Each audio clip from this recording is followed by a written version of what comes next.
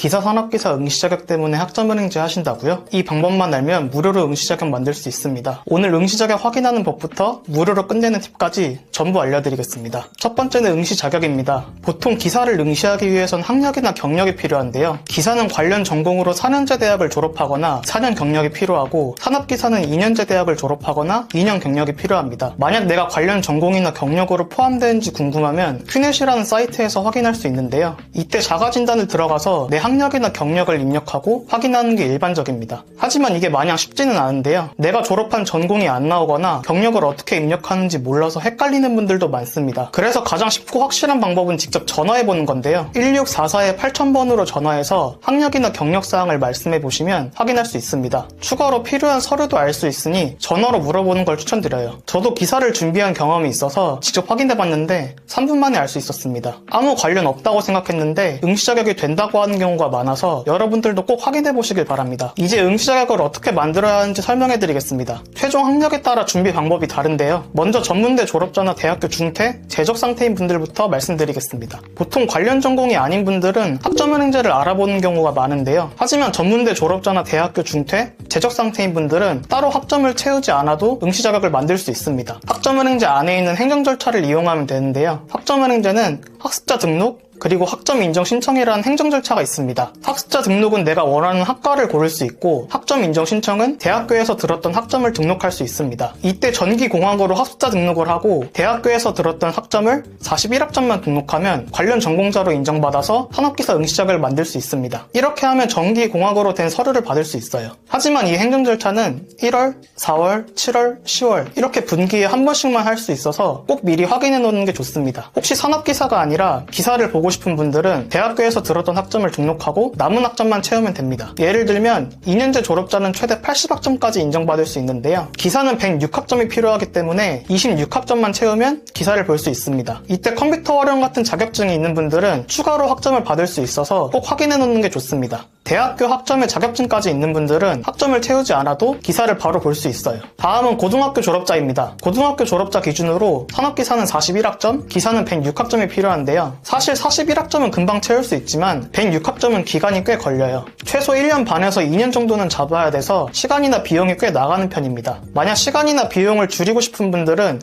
이 방법을 추천드리는데요. 먼저 41학점을 채우면서 산업기사를 보고 1년 경력을 쌓은 다음 기사를 보는 겁니다. 41학점은 빠르면 4개월, 늦어도 8개월 안에는 끝낼 수 있어서 시간이나 비용 부담을 줄일 수 있습니다. 마지막으로 4년제 졸업자입니다. 4년제 졸업자 기준으로 산업기사는 36학점, 기사는 48학점이 필요한데요. 산업기사는 꼭 41학점을 채워야 하는 걸로 알고 있는 분이 있는데 4년제 졸업자는 36학점만 채워도 볼 수 있습니다. 물론 5학점 차이라 기간이 달라지진 않지만 학습자님 입장에서 두 과목이나 줄일 수 있기 때문에 꼭 기억해 두시는 게 좋습니다. 다만 한 번에 48학점을 채우게 되면 거의 모든 기사 산업기사를 다 볼 수 있습니다. 그래서 기사까지 생각하고 있다면 한 번에 48학점을 채우는 게 더 효율적인 방법입니다. 여기까지 기사 산업기사 응시 자격에 대해서 알아봤는데요. 말씀드렸던 것처럼 생각보다 응시 자격을 인정해주는 경우가 꽤 있어서 꼭 체크해보시는 걸 추천드립니다. 혹시 지금 상황에서 가장 쉬운 방법이 뭔지 궁금한 분들은 고정 링크 참고해서 말씀해주시면 직접 체크해드리겠습니다. 지금까지 형우쌤이었습니다. 감사합니다.